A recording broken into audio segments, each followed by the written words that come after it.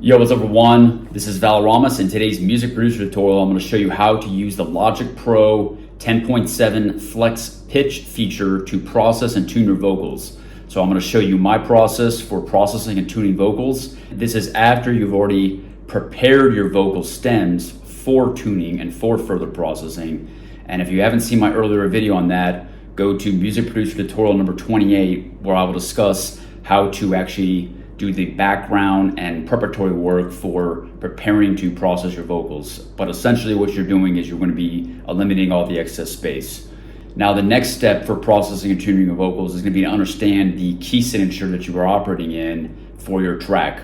So in this example, this is going to be the key of E flat minor. So what I usually do is I write down the key signature on my notepad, and I'll show you what that looks like for E flat minor. The notes in E flat minor are E flat, F, G flat, A flat, B flat, C flat, and D flat. Corresponding sharps are D sharp, F, F sharp, G sharp, A sharp, B, and then C sharp.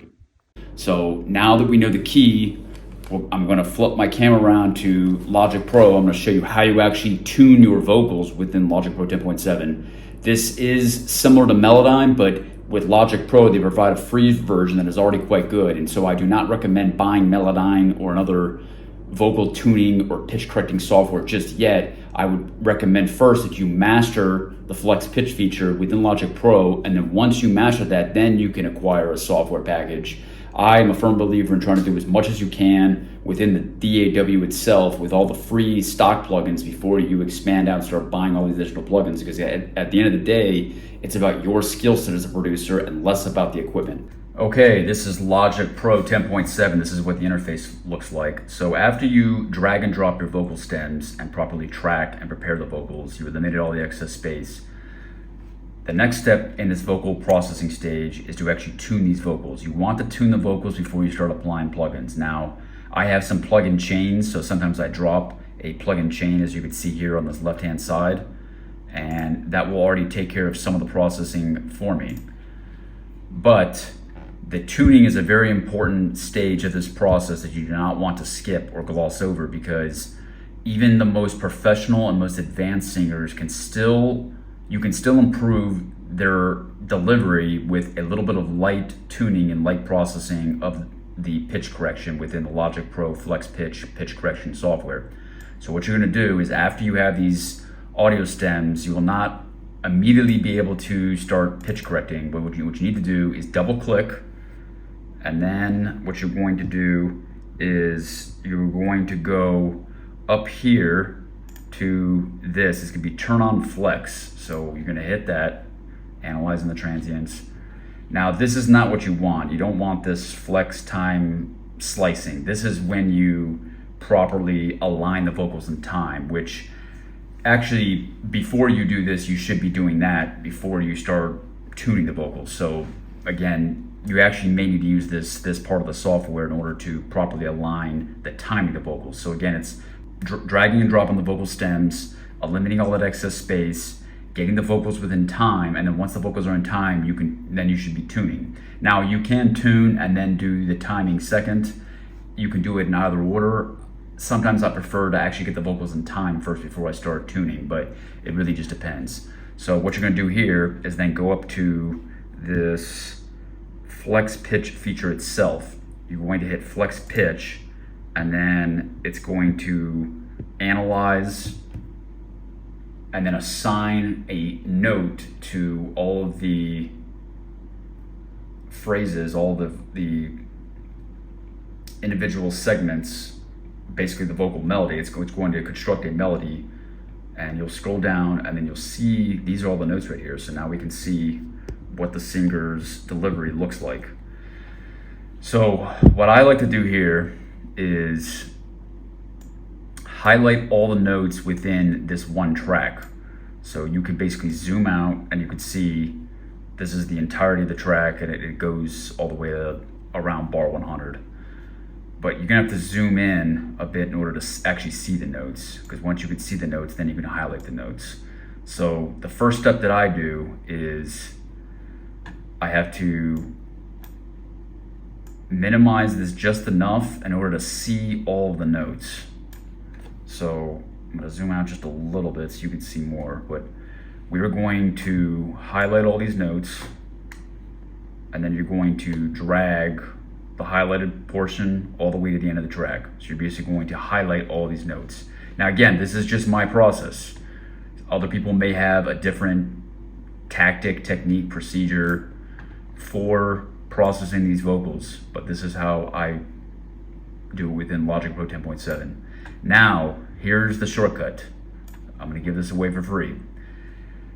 You have 6 dots around all of these vocal melodies. What I like to do is get the pitch neutralized or at the neutral setting, which is 0. So you're going to double click. This will save you a lot of time rather than doing this to every individual note. Double click, and then you're gonna watch all these notes snap to the grid. Watch. Double click, bam, they've all snapped to the grid.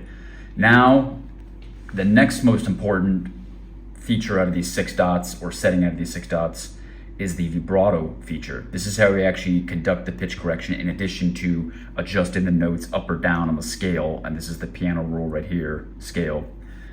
I like to bring this vibrato down maybe 10 to 15%. That way I can kind of already start the tuning process itself. So we're going to bring this down a little bit. Now, what you're going to do is make sure all these notes are in the correct key. So this is where it helps to know your key signature. So as I stated at the beginning of this video, the key here is E flat minor. Look at my mouse cursor. This is E flat minor right here. So we know that all these notes should be in that signature. So this note, for example, is an F. That is within the signature. This is also an F. The root note is this D sharp, or actually it's E flat. So the bass line is this signature right here. Now, this note is a C sharp that's also within key. Now, you have to use your ears, and this is when websites like Tone Gym are so important, because you want to train your ears to identify the correct key with these notes, and sometimes it may not be that key. But the next step with your vocal processing is to use these 6 dots to perfect these notes as best you can without making it sound too unnatural. Now, this is a lot art. It is some science, but there's also a lot of art here, and it's going to take you hundreds, if not thousands of hours to perfect this. But knowing some of these initial upfront techniques will save you some time on the back end.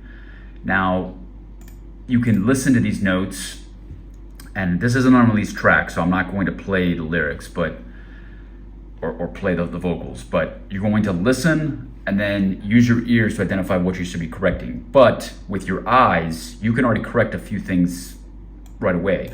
So you can see the vibrato is very way off right here. So you're going to correct this as best you can. Now, you can use these pitch drifts on the left and the right in order to correct this, in order to make, you see how that, see, without even listening to it, I can already tell that that's gonna sound better, because this vibrato is now on or hitting that note directly. Same thing with all these other ones. You want to reduce the vibrato and then use the pitch drift. Now, another feature are the bottom 2 features. You have the formant shift, which I don't usually touch too much, and then you have the gain. Now, you can see the size of the waveform here of the vocals. You can see this is a loud note or syllable. This is a quiet note or syllable. This is a loud note or syllable. This is a quiet note or syllable. You'll have to use your ears. Sometimes you will want to use this gain in order to reduce the harshness of a sound. So you could bring this, you can click and then drag this down, and that might reduce the volume. I won't do it on this one, but maybe on this one, you can see it'll shrink that note and you can get it more in line. Now, you can also use compression to tackle this problem as well too, because compression makes a sound, a stem, or one of your tracks more uniform in volume across the board. But for the sake of this purpose, I'm just identifying, explaining all the 6 parameters of these notes. But you're going to go through this entire vocal stem and you're going to do this. Now, you can see some notes, especially at the end, will be, the vibrato will be all over the place. Just bring that down a little bit. I don't like to go lower than about 20% of the vibrato, because then it will sound way too unnatural. So again, this is a bit of an art, but without even listening to these notes, you can already make an educated guess on what you should be doing in order to make these notes sound better. A lot of it is adjusting the vibrato, and then some of it is adjusting the pitch drift, and then there's also the fine pitch. Now, after you neutralize these notes and get everything back to zero, you may need to adjust that pitch drift if the note is not properly hitting based on the vibrato, because some of these notes may be way off, and that's when you may have to adjust this fine pitch up or down using your ears to suit the overall quality and aesthetic of the track. Oh, and one additional technique is sometimes you may have a note that looks like it's hitting two notes because you have tried to adjust the vibrato enough and it's between two notes. What you can do is cut this note on this downward slope here, and then that'll break this note into two notes, and then you can use your pointer tool in order to correct the pitch of these notes. So this note's at D, I'm gonna bring it down to C sharp, and then this note will be at the E flat or D sharp note, and then there you've now divided that note into two notes because it is hitting two notes.